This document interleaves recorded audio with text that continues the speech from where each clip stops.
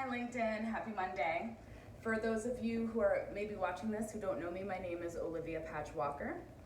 I don't usually post videos on LinkedIn. This is probably my first in a while, but it's an important video. And what I'm about to say is going to change my life completely. So it was important to me that I say this to a camera rather than hide behind words. I think it's easier to, say things and hide behind words, but I'm breaking my silence today. So before I get into the silence I was paid to keep by WellCare health plans for violating EEOC state and federal laws, among other laws, once they found out that I was biracial and not white.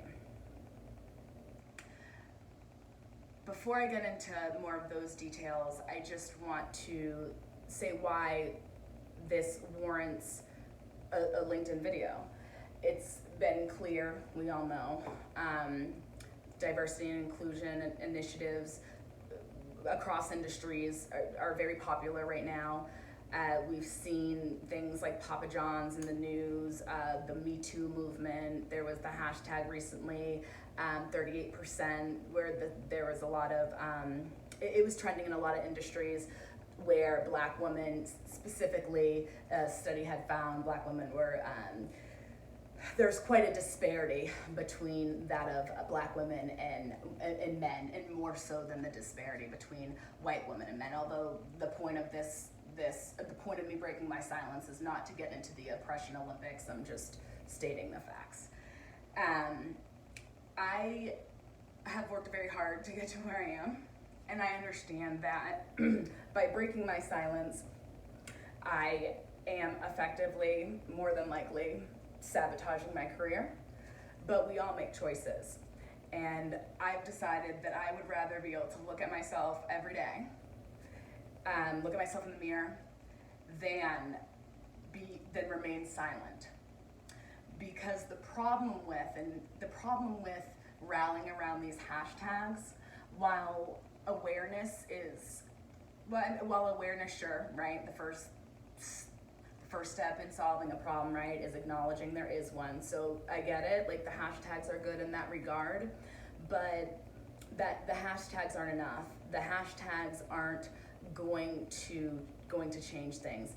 And one thing that I was very disappointed, I was very sad to see is over the past few months where, Me Too and these hashtags and, the pay disparities and, the ageism, a lot of articles on ageism and ableism and, discrimination against the, LGBT community, Black women, Black men, people of color. One thing that I've noticed that I've seen is a lot of the people on LinkedIn specifically who are rallying and sharing articles and saying all these things about how horrible discrimination is.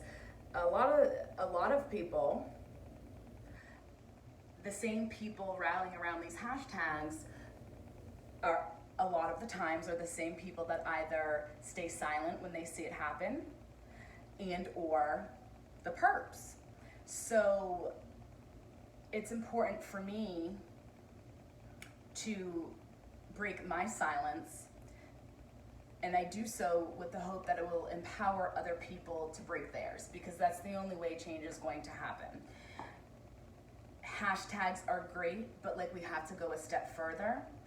So to that end, around when there have been these hashtag moments intermittently, around various groups in LinkedIn across industries, I have, as I'm sure some of you who follow me may know, that I have just kind of, I get very agitated with diversity and inclusion, like posts and hashtags and things like that, for the reason I just explained, right? So many of you, obviously I'm not going to start naming names, but people that are watching this right now are very happy to, share the diversity hashtag, share sentiments about how you think everyone should be treated equal and things like that. But when push comes to shove, when it comes to things that actually matter, you're nowhere to be found. I say that because when I was in my 3-month battle with WellCare, which I was fortunate that I had the wherewithal to kind of navigate, although it was extremely painful. It took a toll on my health, and I have documentation. It was very frustrating to me because I'd have people come up to me and like behind the scenes, like, oh, we really appreciate what you're doing. It needs to be done. Keep going. But I was like dangling by myself. So I think, again, I get it. Whatever type of discrimination we're talking, whether it's being disabled, whether it's ageism, whether it's sexual harassment, whether it's sexism, racism, whatever. I get that it's not easy, and we have jobs, and we have, some people have, families and kids to support. I get that, but at the end of the day, your silence is giving consent, and the hashtag is just not enough.